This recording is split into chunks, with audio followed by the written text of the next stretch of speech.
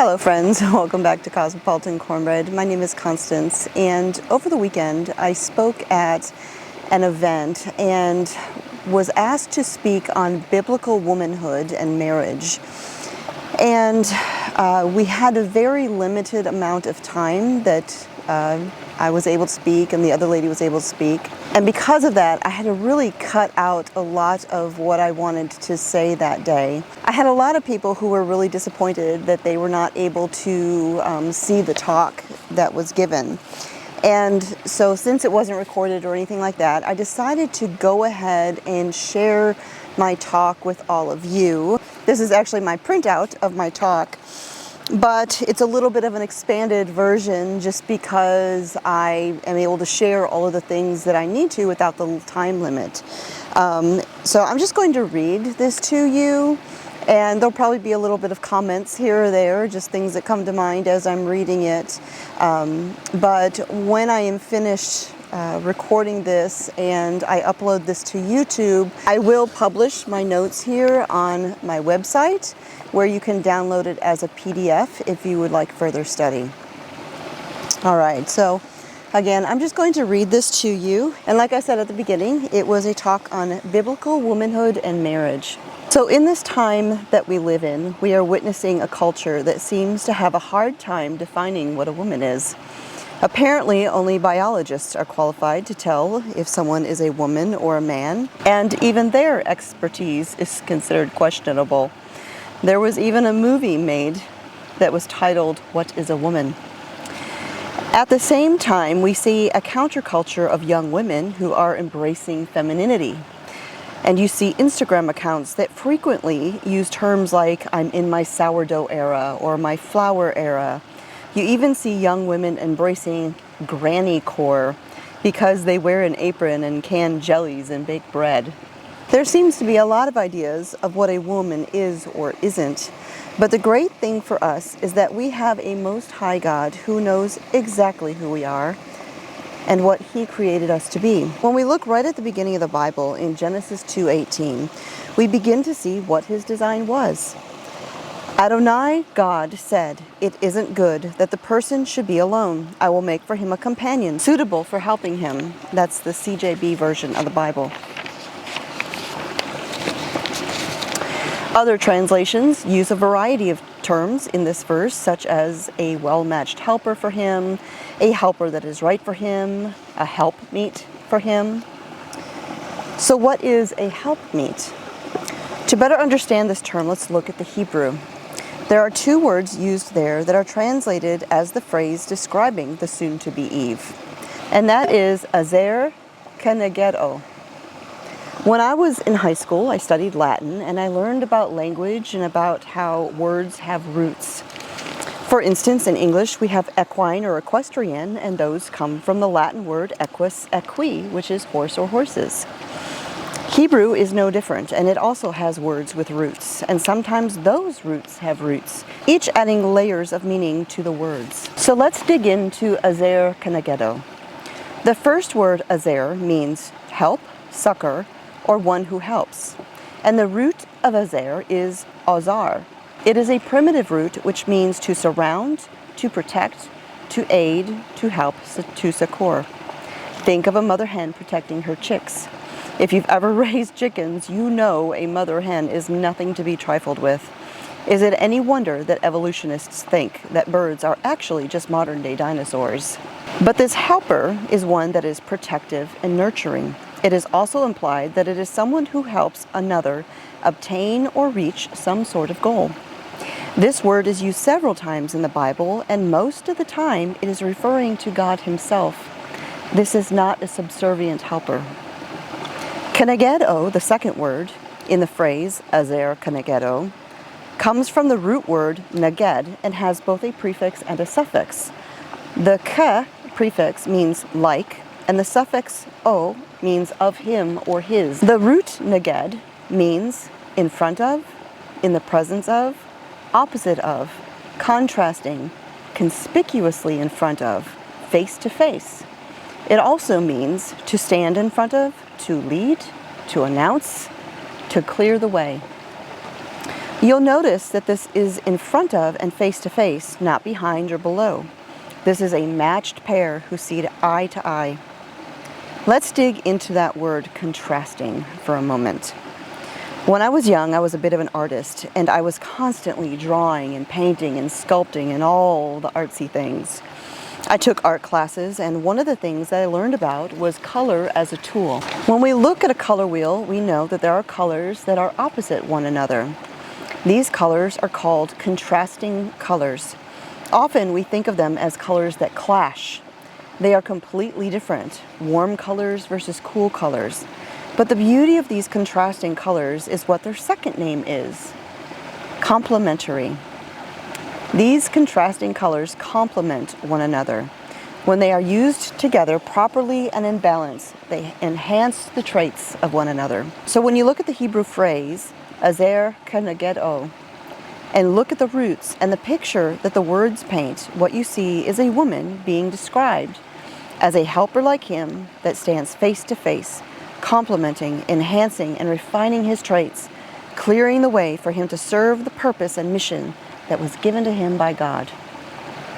The very meaning of the words used to describe a woman, azer keneged o, defines who we are also supposed to be as a wife. When colors are not in balance with another, and one overpowers the other, you end up with some pretty ugly hues. There's no beauty there. Think baby poop green. It is the same in the relationship with a husband and a wife. A husband shouldn't try to overpower his wife, and a wife certainly shouldn't try and overpower her husband. When husband and wife complement each other, it is a thing of beauty.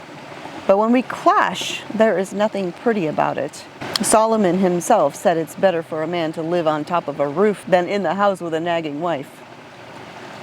This imbalance affects the health of their relationship, their children's well-being, and it ripples out from there. I want to talk briefly about the quintessential wife that we see in Proverbs 31. In the King James Bible, it says, "Who can find a virtuous woman? Her price is far above rubies. The heart of her husband safely trusts in her, so that he shall have no need of spoil. She will do him good and not evil all the days of her life." That's verses 10 through 12. From there, it goes on to describe all of the ways that she is the epitome of an amazing woman, wife, mother, business owner, and more. But let's look again at the first verse, verse 10. When you look at a collection of translations, that adjective, virtuous, is translated many ways. Virtuous, worthy, capable, excellent, noble, and wise. Certainly all terms that we would be honored to be referred to as. The word there in Hebrew is kahil. Kahil means efficient, strength, valor, mighty, powerful, the force of an army. Our Creator didn't design women to be shrinking violets. He designed us to challenge our husbands to be the mighty warrior priests of the home, to enable them to be the leaders of the family. Wives are to be the empowerment that enhances and brings out those traits in her husband. A woman of valor. While we see countless examples all through Scripture of brave, mighty, and strong men, we also see some examples of women filling that role as well. What better example do we have of the one that we see in the book of Judges, chapter 4? Now, Deborah, a woman and a prophet, the wife of Lapido, was judging Israel at that time. She used to sit under Deborah's palm between Ramah and Bethel in the hills of Ephraim, and the people of Israel would come to her for judgment. She sent for Barak, the son of Avinoam, from Kadesh in Naphtali, and she said to him, "Adonai has given you this order. Go, march to Mount Tabor, and take with you 10,000 men from the people of Naphtali and Zebulun. I will cause Sisera, the commander of Yavin's army, to encounter you at the Kishon River with his chariots and troops, and I will hand him over to you." Barak answered her, "If you go with me, I will go. But if you won't go with me, I won't go." She replied, "Yes, I will gladly go with you, but the way you are doing it will bring you no glory, because Adonai will hand Sisera over to a woman." Then Deborah set out and went with Barak to Kadesh. Barak summoned Zebulun and Naphtali to come to Kadesh. 10,000 men followed him, and Deborah went up with him. And you probably know the rest of the story from there. Sisera ran away from the battle, took cover in the tent of Yael, the wife of Heber. She brought him into the tent, lulled him to sleep with milk in a blankie, and promptly drove a tent peg through his skull. That is a woman who was Ka'il, mighty, strong, and full of valor. Then Judges goes on to show that just like when the people sang songs about David's victories, much to Saul's chagrin, they sang of the victory of Deborah and Yael, and Israel thrived for 40 years under Deborah's leadership. I kind of laugh a little bit when I read Judges 4 because this relationship between Deborah and Barak was almost like what you see in modern times where people say they have a work wife or a work husband. Barak would do what he was supposed to do, but only if his work wife was with him. I have one thing to say about this, ladies. You don't want your husband to need a work wife to support him and help him do what he needs to do and complete his work and be the warrior he was meant to be. Of course, we should love our husbands and respect our husbands. That is their love language after all. And we should encourage and lift up our husbands. Think again how that perfect woman is described as a woman of valor, a woman who is strong and mighty in the force of an army. Story time. When I was in the Army going through basic combat training, we had what was called Ranger Buddies, or Battle Buddies, they may call it now. This Battle Buddy, or Ranger Buddy, was a fellow trainee that was your partner. We looked out for one another, we pushed each other to do better in training, we protected each other's back, and went everywhere together. We always knew where the other was, stayed accountable to one another, and we were a team. When we remember that we live in a world of spiritual battles where everything that is good is under attack, even the very definition of what a woman is, you need your battle buddy, and that is your husband. Husbands and wives stand as partners, complementing one another, being the other half of one another. Scripture describes the relationship as becoming one flesh. And we fight for one another as we are fighting for our very own lives. The man person, Adam, said, "At last! This is bone from my bones and flesh from my flesh. She is to be called woman because she was taken out of man. This is why a man is to leave his father and mother and stick with his wife, and they are to be one flesh." When you become a Christian, a follower of Messiah, Jesus, Yeshua, you come into a covenant. You are now part of the family of God. You are part of a new bloodline. Isn't it interesting that the relationship with the Father and his people is often compared to the covenant of a bride and a groom? When you get married, just like when you become a follower of the Messiah, you enter into a covenant. You have a new family. You have a new bloodline. And in the Hebrew culture, they even did a mikvah, or a baptism, for the purpose of confirming this covenant. When a husband and wife are standing face to face, complementing one another and enhancing each other's traits, as in the earlier description of the helper, you can clearly see over each other's shoulders. When a danger approaches and tries to ambush your husband, you have the line of sight to see what's coming. He also has the line of sight to see the danger approaching you. Yes, the husband is to be the protector of the family, but so are you. Let's look once more at the biblical description of a woman incorporating what Proverbs 31 says. A helper for him, nurturing, protective, mighty, strong, with the force of an army that stands face to face, complementing, enhancing, and refining his traits. She clears the way for him to serve the purpose and mission that was given to him by God. I can think of no better picture of this than when a woman is becoming a mother. When giving birth, she is brave and she is mighty and strong, bringing forth a life into this world. Husbands today, who are witness to the birth of their child, often describe their wives as being the strongest person they've ever met. They often stand in awe of their wives after witnessing that. And moments after that baby is born, that mother becomes nurturing, protective, and embracing that vulnerable life in her arms, knowing that she would fight like a lioness to protect that baby. In Titus 2:5, we read that a godly woman is to be a keeper of the home. So let's do one more brief word study on what that means. So what does it mean to keep? We are the keepers of the home. And the word keep in the Bible is used many, many times. For example, in Genesis 2:15, Adam was told to keep the garden. We see that when the God of Israel brought the Hebrews out of Egypt, he told them to keep my Shabbats, to keep my commandments, and the list goes on. In each of these instances, the word keep was semar. And I'm probably butchering all of these Hebrew words, but you'll get the drift. Semar is used 468 times in the Bible. And the word samar means to keep, to observe, to give heed, to preserve, to protect and save life, to be a watchman, to guard. But what about the New Testament Greek? In Titus 2, the word is, and I'm really going to butcher this one, oikorgos, which means the watch or the keeper of the house. But once again, let's dig a little deeper and look at the roots of oikorgos. The roots of oikorgos are oikos, which means house, and oros, which means to guard, to beware. A biblical woman is more than just aprons, sourdough, cooking homemade food, and canning. Not that there's anything wrong with that. I mean, I have been a food and lifestyle blogger for 2 decades now, and I started it as a ministry to women. But a woman is also someone who battles for her husband and children.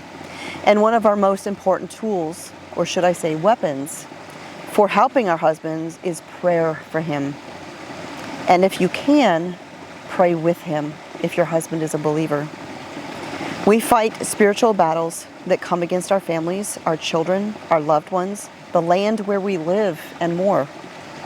We fight by prayerfully teaching our children about the goodness, compassion, and holiness of God, training them up to carry it on to the next generation. Let's take one final look, an expanded look, at the biblical description of a woman.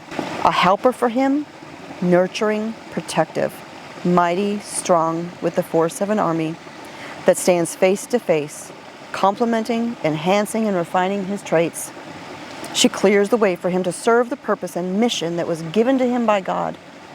She guards and protects the home, watching for spiritual battles and fighting to protect those she loves, just as she would battle for her very own life and soul. From the beautiful complementary colors on the color wheel to the keeper and the guard of your home, you are truly your husband's other half.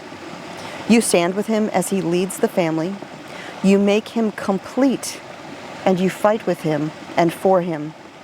You bring balance to him, and you help him be his best, just as he should for you. Women of God, you have an incredible purpose in God's plan for the marriage and the family. You are the nurturing, caring, comforting, loving wife and mother. But you are also armed with shoes, a breastplate of armor, a belt, shield, sword, and helmet. Use all the armor and weaponry that God provides so that you will be able to stand against the deceptive tactics of the adversary. For we are not struggling against human beings, but against the rulers, authorities, and cosmic powers governing this darkness, against the spiritual forces of evil in the heavenly realm. So take up every piece of war equipment that God provides, so that when the evil day comes, you will be able to resist. And when the battle is won, you will be standing. Therefore, stand. Have the belt of truth buckled around your waist. Put on righteousness for a breastplate, and wear on your feet the readiness that comes from the good news of shalom. Always carry the shield of trust, with which you will be able to extinguish all the flaming arrows of the evil one.